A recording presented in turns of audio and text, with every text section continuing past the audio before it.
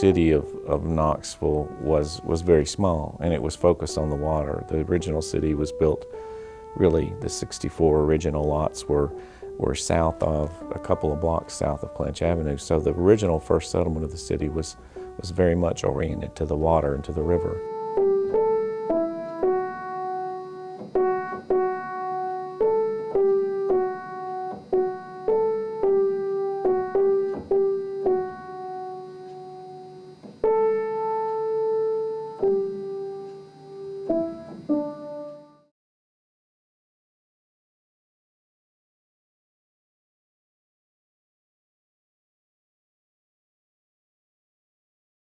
The land was donated. Mabry and Swan owned, who were brothers-in-law. They were rising businessmen in the city, civic leaders. They owned a bunch of land. They had big land holdings, farms outside of the city, but in the city they owned a bunch of land on the north side of town. And the city had only, by that point, really developed probably up to around Clinch Avenue, about halfway across the current downtown area from the river.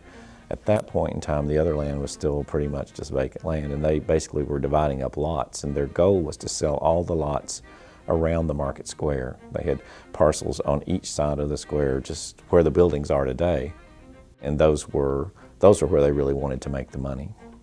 And the city, they donated the piece of land with a reversionary clause. If this large piece of land, which is Market Square today, did not serve as a market, as a public market, then the land reverted to the heirs of Swan and Mabry. So the city is sort of locked into keeping that space available as a market. Otherwise, one of the descendants could file a lawsuit against the city. When the Market House was torn down in 1960, there was talk about selling that land for commercial development. And one of the heirs, Miss Evelyn Hazen, hired a lawyer and was prepared to sue the city. So she reminded them that they have an obligation to keep a market there.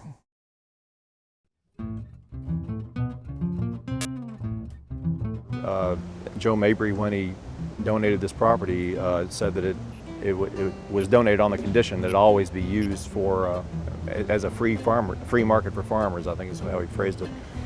And to my knowledge, it always has been. That's one thing that's always been done here. There have been various efforts to try to find loopholes in that, and some people say that the city is no longer legally bound, but I think that the city feels honor bound at least to uphold that.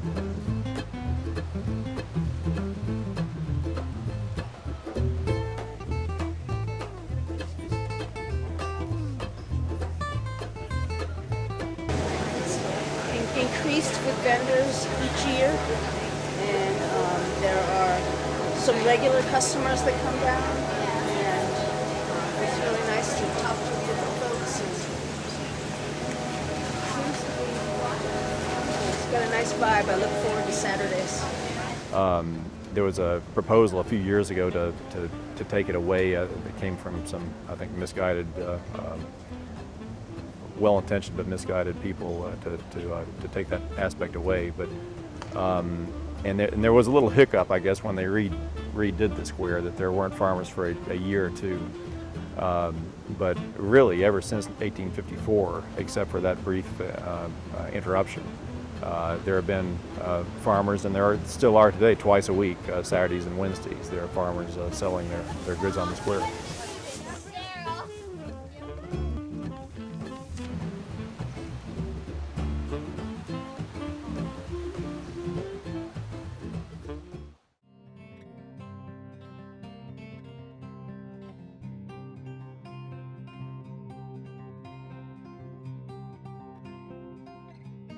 The market building that was there from 1855 to 1897 was an open-air market.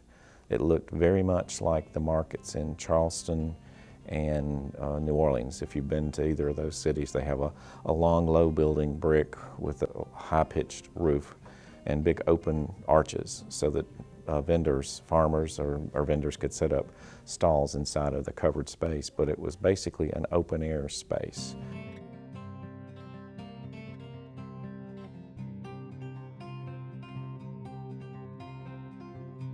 And there were big doors that could be shut in cold weather or rainy weather, And there were a few stoves in the market area to provide a little bit of heat, but it would have been relatively uncomfortable compared to the later market house, which was a real enclosed building with a heating system.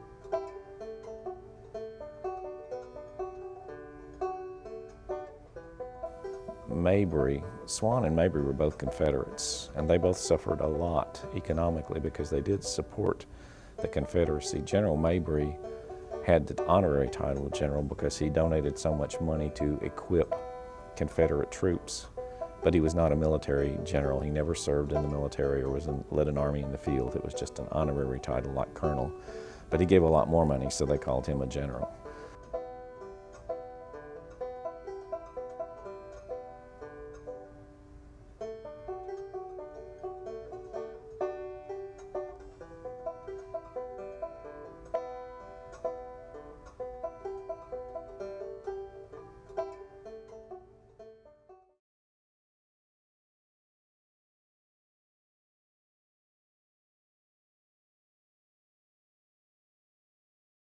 The city acquired some additional land on the north end of the market square space and built a city hall and fire station, a combination building, and that was the first city-owned building that had ever been built.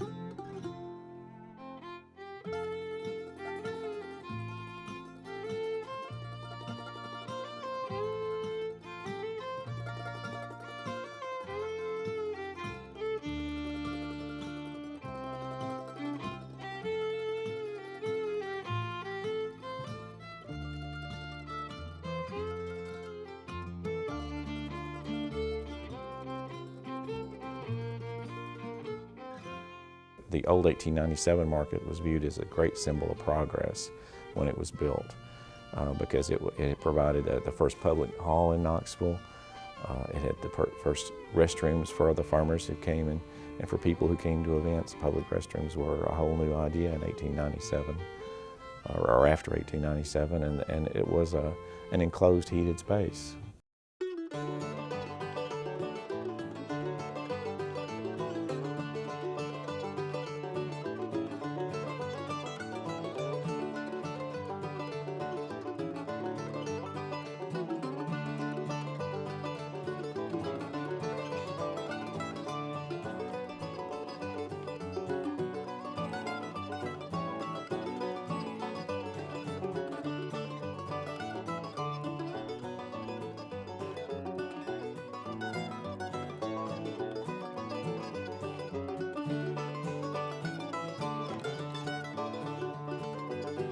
There was a lot of business done there on either side of the market house. I think it took up a block on either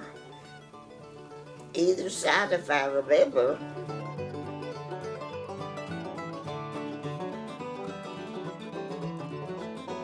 The stalls, but the stalls completely line both sides of the street, and they angle apart.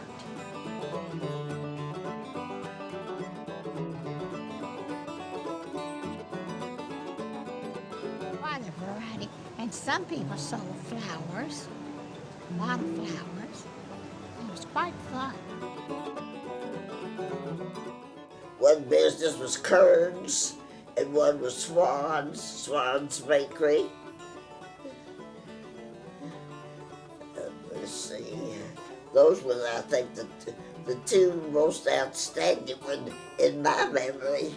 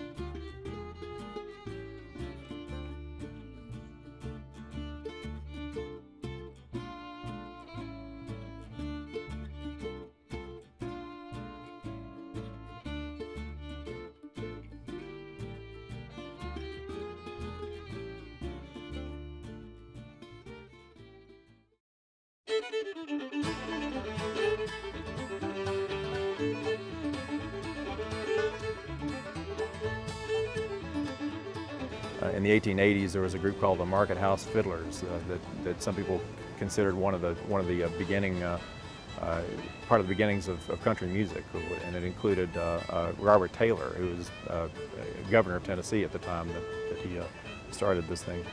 But later on, they had street musicians. There was an article in the New York Times in 1925 that talked about the street musicians in Market Square and what a remarkable culture that was.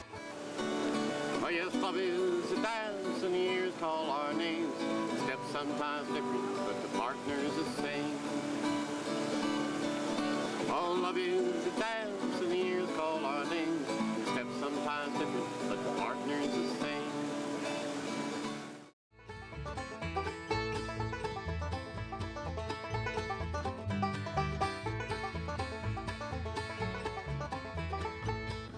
During the 30s, actually the mid-30s, I believe, when the Midday Merry-Go-Round was part of WNOX in Knoxville, Tennessee, at the Market House, was arguably the beginning of certainly live music on radio, and it was also the beginning of an era that brought musicians basically to the state of Tennessee, and many careers developed due to that. And there are other articles have suggested that the dobro first became popular in Knoxville in the 1930s. And also even Duke Ellington performed here once, at least once, around 1930. Later on, Roy Acuff, a local guy, performed here as well when it was they were having live radio here on Market Square. It was a direct link to the Grand Ole Opry. A lot of people it was sort of a feeder system for the Grand Ole Opry because it was as I said earlier, more entertainment based. So it was, people would go out of their way to come to Knoxville and to play on this station just because of the link it had to the Grand Ole Opry.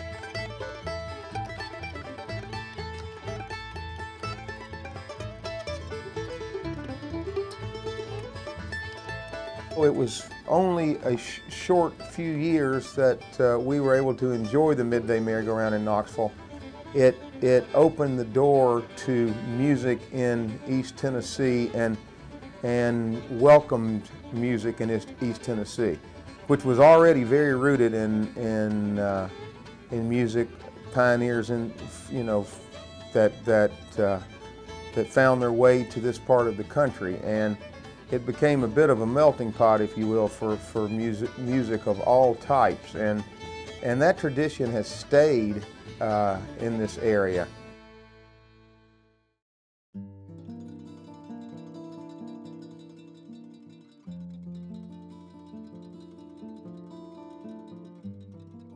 The building was majestic. It was tall, it was stately, it was to stay forever, really.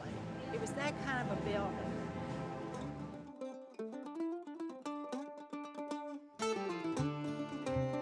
Downtown was very bustling at that time because we didn't have shopping centers and malls and things like that, and so everybody went downtown to shop. Well, you know, Lipner had the meat markets in there on this, would it be the north side, and yeah, then they had little stalls in the middle of the place, and these women would come with their chickens. And they'd be dressed, but they'd just be sitting there on top of a piece of ice. And then a lot of people would come by. I know my grandmother would go by and she'd pinch those chickens. And she'd buy one to take it home with us, you know. They were right there in the middle of the whole thing. I remember going up with my mother on Saturday morning. And all the farmers would be in, and they were parked old Model Ts and sometimes just plain old horse wagons, and they were selling everything under the sun. Now, when my mother and people like that came to the market to buy, they usually carried little straw baskets. And the chauffeur would let them out, and they would carry little straw baskets to put their groceries in. And they didn't have paper bags too much. There were a lot of vendors there, and people we knew that were selling their wares and their delicious fish and vegetables. It was just a special place.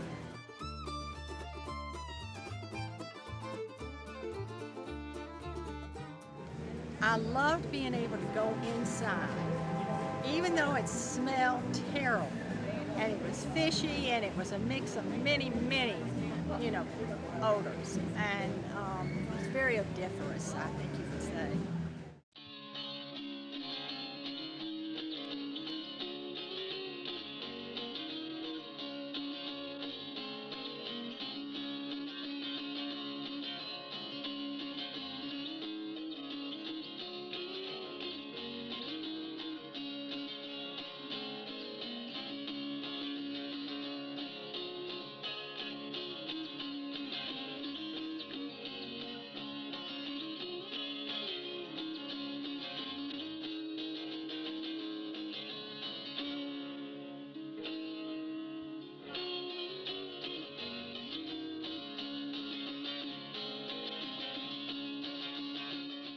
There was a certain amount of, I think, sympathy for the tearing down from some quarters in downtown, because John Gunther, in his travelogue about America, his book about America, had said that Knoxville was the ugliest city in North America in 1947.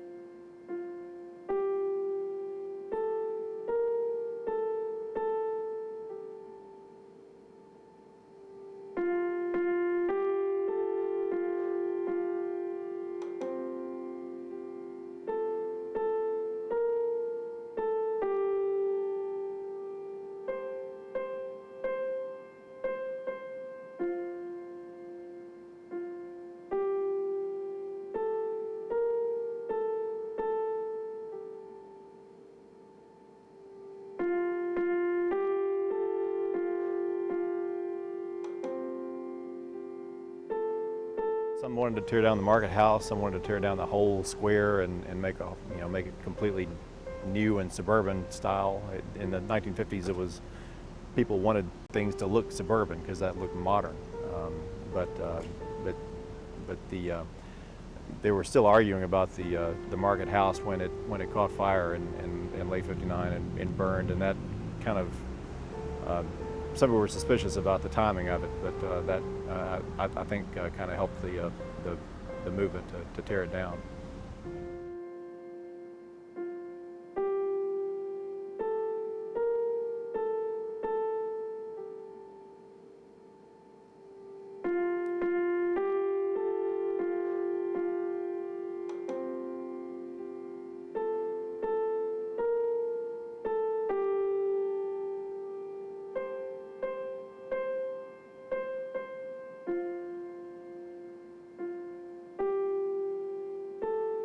When they decided that it was old and they wanted to tear it down, we all cried because we knew this would never be again.